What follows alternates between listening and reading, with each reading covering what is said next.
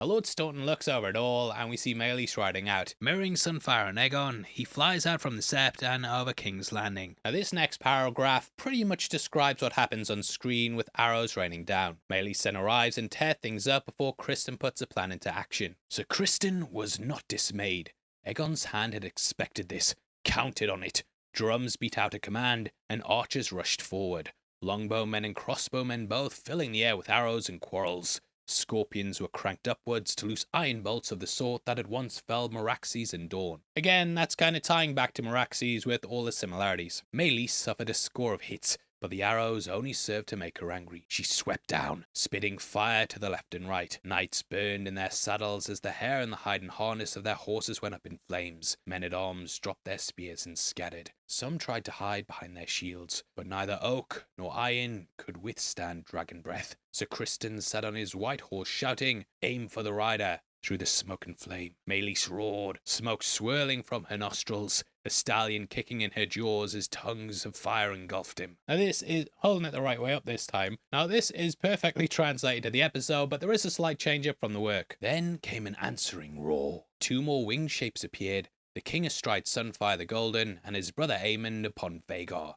Criston Cole had sprung his trap, and Rhaenys had come snatching at the bait. Now the teeth closed around her. So it's clear the history's told the story in a different way, with it seeming more like Aemond and Aegon working together. In the series though, Vhagar goes to rise up, and then Aemond spots his brother. Calling him an idiot, he tells Vhagar to wait, and the dragon then lays back down. Now, I watched this scene a couple of times before writing this part of the script, and I think Aemond does this for strategy reasons. He's happy letting his brother go on the front line, and would rather just hang back and not risk it. He just thinks he's an idiot, and he'll let him get in the way, and doesn't mind even burning him when he's tackling Maelys. Aegon actually believes that his brother's there to help, but hey, that's what you get for bullying him all those years. Now Maelys claws open Sunfire, and we get a really cool detail as this happens. As the claw retracts, you can see smoke coming out the dragon, and then as it flies over the soldiers, the blood pours out like hot oil. Makes it seem like their blood is boiling and hot enough to burn their skin. Now Vhagar arrives and burns Sunfire and Maelys, with the former coming out of it better than Aegon. He plummets to the ground, and we'll talk more about his fate later on this spoiler section. Rhaenys goes to fly away, but she instructs her dragon to return and attack. Taking Vhagar down would obviously be a big win for the Blacks, so there is motive to why she did this. The work differs slightly though, with her happily turning around to face both dragons. Princess Rhaenys made no attempt to flee.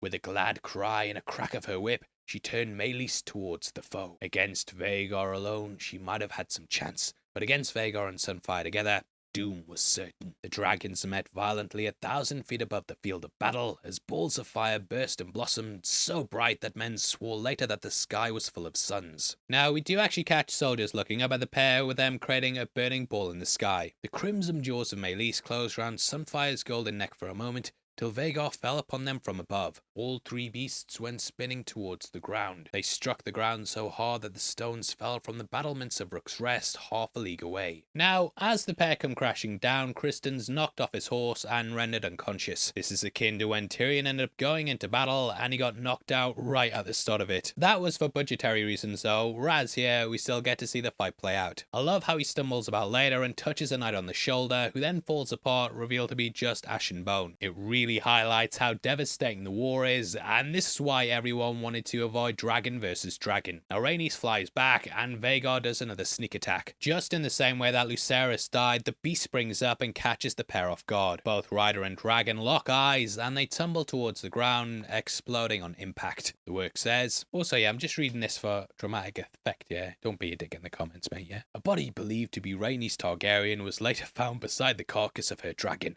but it was so blackened that no one could be sure it was her. Beloved daughter of Lady Jocelyn Baratheon and Prince Aemond Targaryen, faithful wife to Lord Corlys Velaryon, mother and grandmother, the queen who never was, lived fearlessly and died amidst the blood and fire. She was 55 years old. The book also tells us that 800 people died that day, with Aegon's fate being left up in the air. They come across him in Sunfire, which is where the episode ends. Kind of feel like Aemond was maybe going to put him down though, because we see him drawing his sword. This is only halted by Cole, who says, "Aemond! Aemond then picks up the cat's paw dagger, which is the only thing that holds the Song of Ice and Fire. At least it hasn't been lost though, but yeah, I do wonder what's going to happen. To me though, the character taking this signifies that he's now in charge. Either way, he struts off whilst Aegon lies there, and hey, that's what you get for making fun of his woman last week. Shabao! Now moving across to our thoughts, I think this was a really strong way to close out the midpoint of the season. This year we're just getting 8, but we closed out with what's my favourite episode so far. Blood and Cheese, that let me down, which I've talked about in other videos. However, what didn't let me down was the Battle of Rooks Rest, which I thought delivered on everything I wanted. The build up to it as well, and seeing how everything was leading to all was also expertly handled.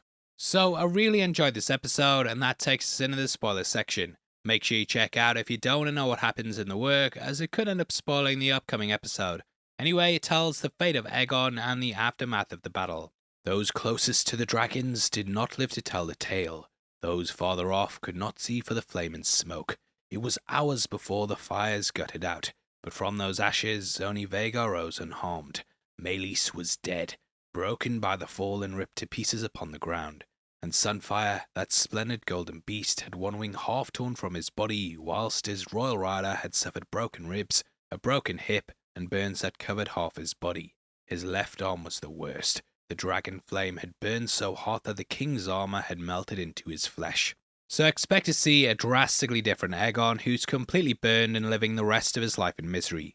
King Aegon II did not die, though his burns brought him such pain that some say he prayed for death. Carried back to King's Landing in a closed litter to hide the extent of his injuries, his grace did not rise from his bed for the rest of the year. Septons prayed for him, maesters attended him with potions and milk of the poppy, but Aegon slept 9 hours out of every 10, waking only long enough to take some meagre nourishment before he slept again. None was allowed to disturb his rest save his mother the Queen Dowager and his hand Sir Criston Cole. His wife never so much as made the attempt, so lost was Helena in her own grief and madness. The Sunfire is badly damaged too, though the dragon's still alive. However, its crippled wing leaves it unable to fly, and it's too heavy to be carried back to King's Landing, so it just wanders the fields, feeding on the sheep and cattle that exist in the area. Now in the wake of this, Alicent and Aemond take over rule, with Aemond even sitting on the throne. This builds off the back of what Larys said last week, with him spreading rumours it would happen. "You must rule the realm now, until your brother's strong enough to take the crown," the king's hand told Prince Aemond. Nor did Sir Criston need to say it twice, writes Eustace. And so, one-eyed Aemond, the kinslayer, took up the iron and ruby crown of Aegon the Conqueror. "It looks better on me than it ever did on him," the prince proclaimed. Yet Aemond did not assume the style of king, but named himself only protector of the realm and prince regent. Sir Criston Cole remained hand of the king. Now Grover Tully also ends up dying as well, and thus the dynamics of the war change. What I'm really interested in though is what happens with Jace, and we now know why the prophecy gets lost. In case you don't want to know what happens, another spoiler warning, okay? I'm being serious this time, mate. It's a big spoiler, so yeah, check out now if you don't want to know. Okay, you still here? Well, Jace ends up dying in the war, and this explains why the prophecy never gets passed on. I think that's the most devastating thing about this, because there was no real reason for the Targaryens to keep it so close guarded. Had they been more open and had Viserys told Alicent, then this entire war could have been averted. There's no real reason why it couldn't have been told, because all it was doing was preparing the realm. However, this civil war devastates them, and it ensures that Westeros isn't ready for the Night King. So yeah, all the pieces are falling into place now, with the cat's paw dagger now going to Aemond.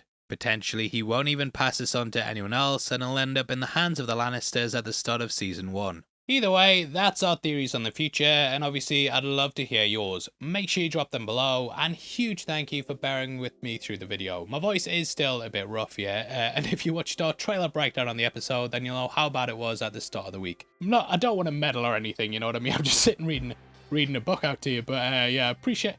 I do want a thumbs up. I don't want to meddle, but I want a thumbs up.